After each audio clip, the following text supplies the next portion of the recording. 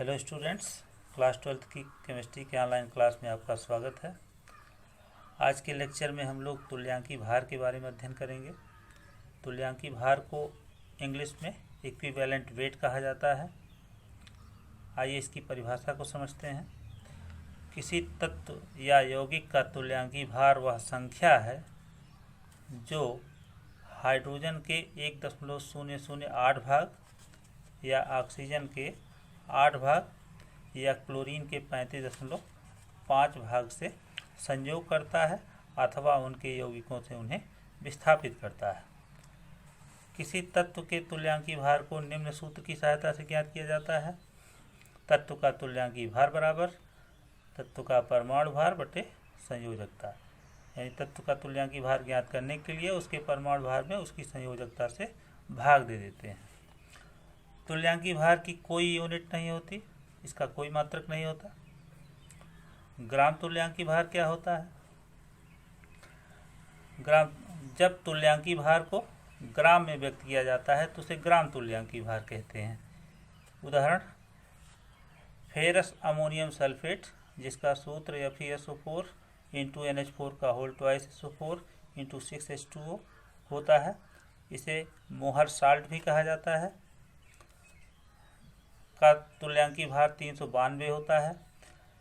इसका ग्राम तुल्यांकी भार 392 ग्राम होगा। विभिन्न यौगिकों के तुल्यांकी भार को कैसे ज्ञात किया जाता है उसके कुछ नियम बताए गए हैं। सबसे पहले अम्लों का तुल्यांकी भार कैसे ज्ञात किया जाता है, इसके लिए क्या नियम है? तो किस अम्ल का तुल्यांकी भार ज्ञात करने के लिए उसके अणुभार में उसकी क्षारकता से भाग दे देते हैं। इसका फार्मूला क्या है? किसी अम्ल का तुल्यांकी भार ज्ञात करने के लिए निम्नलिखित सूत्र का प्रयोग किया जाता है। अम्ल का तुल्यांकी भार बराबर अम्ल का अणुभार बटा अम्ल की क्षारकता। यहाँ पर अम्ल की क्षारकता एक वर्ड है, इसको समझना जरूरी है कि अम्ल की क्षारकता किसे कहते हैं या बेसिसिटी ऑफ एसिड क्या है। तो किसी अम्ल के एक अणु में उपस्थित विस्थापनीय हाइड्रोजन परमाणुओं की संख्या को उस अम्ल की क्षारकता कहते हैं। बुक में हाइड्रोजन परमाणुओं के स्थान पर हाइड्रोजन आयनों की संख्या भी लिखा होगा, तो वो भी सही है। इसको ऐसे समझिए कि किसी अम्ल में या किसी अम्ल के एक अणु में से जितना हाइड्रोजन परमाणु या आयन विस्थापित होते हैं वही संख्या उस अम्ल की क्षारकता कहलाती है। एग्जाम्पल क्या है? जैसे हाइड्रोक्लोरिक एसिड, सल्फ्यूरिक एसिड तथा आर्थ्रोफॉस्फोरिक एसिड में विस्थापनीय हाइड्रोजन परमाणुओं की संख्या क्रमशः 1, 2 और 3 है। अतः इनकी क्षारकता क्रमशः 1, 2 और 3 होगी। इसको फिर से समझिए कि हाइड्रोक्लोरिक एसिड में से केवल एक हाइड्रोजन आयन किसी दूसरे आयन के द्वारा विस्थापित हो सकता है, इसलिए HCl की क्षारकता 1 होगी। ऐसे सल्फ्यूरिक एसिड में 2 हाइड्रोजन आयन किसी दूसरे आयन के द्वारा विस्थापित हो सकते हैं, इसलिए सल्फ्यूरिक अम्ल की क्षारकता 2 होगी। ऐसे ही आर्थ्रोफॉस्फोरिक अम्ल में 3 हाइड्रोजन आयन विस्थापित होते हैं, इसलिए इसकी क्षारकता 3 होगी। आइए कुछ अम्लों का तुल्यांकी भार ज्ञात करते हैं। सबसे पहले हाइड्रोक्लोरिक अम्ल का तुल्यांकी भार ज्ञात कीजिए। सबसे पहले हम लोग हाइड्रोक्लोरिक अम्ल का अणुभार निकालेंगे। कैसे निकाला जाता है? इनके परमाणु भारों को आपस में जोड़ लिया जाएगा तो अणुभार निकल आएगा। जैसे हाइड्रोजन का परमाणु भार 1 होता है, क्लोरीन का 35.5 होता है। दोनों को जब आप आपस में जोड़ लेंगे तो 36.5 प्राप्त होता है HCl का अणुभार। HCl की क्षारकता कितनी है? HCl में से केवल एक हाइड्रोजन आयन विस्थापित हो सकता है, इसलिए इसकी क्षारकता 1 होगी। अब इसका सूत्र लगा दीजिए। HCl अम्ल का तुल्यांकी भार यानी हाइड्रोक्लोरिक अम्ल का तुल्यांकी भार बराबर हाइड्रोक्लोरिक अम्ल का अणुभार बटे अम्ल की क्षारकता।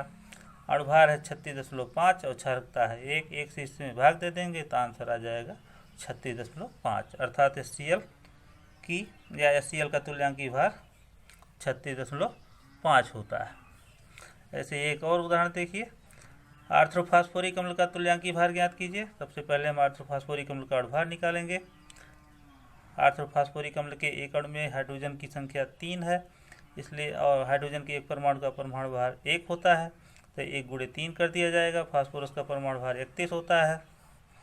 ऐसे ऑक्सीजन का 16 है और अणु के अंदर परमाणु की संख्या 4 होने के कारण 16 गुणे 4 कर दिया जाएगा। सॉल्व करने पर यहाँ पर 98 प्राप्त होगा, अर्थात आर्थ्रोफास्फोरिक अम्ल का अणुभार 98 होता है। आर्थ्रोफास्फोरिक अम्ल के एक अणु से 3 हाइड्रोजन आयन विस्थापित हो सकते हैं, इसलिए इसकी क्षारकता 3 होगी।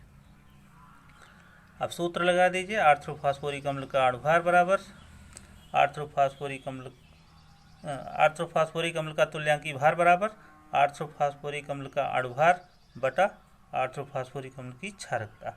अणुभार कितना है 98, क्षारकता कितनी है 3, 3 से भाग दे देंगे तो 32.66 इसका आंसर आ जाएगा। आगे बढ़ते हैं।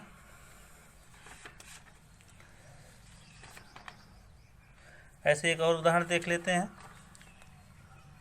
कि आग्नेयिक अम्ल का तुल्यांकी भार निकालते समय कुछ लोग गलती कर देते हैं, इसलिए इसको समझ लीजिए कि आग्नेयिक अम्ल का तुल्यांकी भार कैसे निकाला जाता है।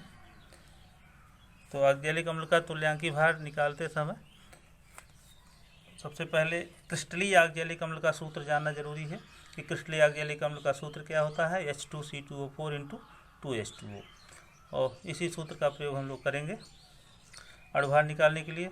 तो आग्नेयिक अम्ल का अणुभार बराबर 2 गुणे 1, यानी अणु के अंदर H2C2O4 में हाइड्रोजन का परमाणु भार 1 होता है, परमाणु की संख्या 2 होने के कारण 1 गुणे 2 कर दिया गया है, प्लस कार्बन का परमाणु भार 12 होता है, संख्या 2 है इसलिए 12 गुणे 2 कर दिया गया है। ऑक्सीजन का परमाणु भार 16 होता है और संख्या 4 होने के कारण 16 गुणे 4 कर दिया गया है।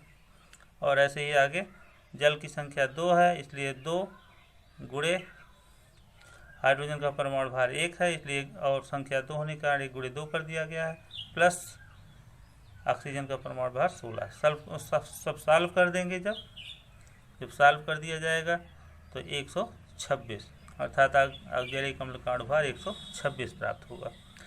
आग्नेयिक अम्ल की क्षारकता कितनी होती है? आग्नेयिक अम्ल में से जो है 2 हाइड्रोजन आयन विस्थापित हो सकते हैं, इसलिए इसकी क्षारकता 2 होगी। अब सूत्र लगा करके इसका तुल्यांकी भार निकाल देते हैं। आग्नेयिक अम्ल का तुल्यांकी भार बराबर आग्नेयिक अम्ल का अणुभार बटे आग्नेयिक अम्ल की क्षारकता। अणुभार है 126 और क्षारकता है 2 से 126 में भाग दे देंगे 63 आ जाएगा, अतः आग्नेयिक अम्ल का तुल्यांकी भार 63 होता है। यही इसका आंसर हो जाएगा। शेष नेक्स्ट वीडियो में देखते हैं।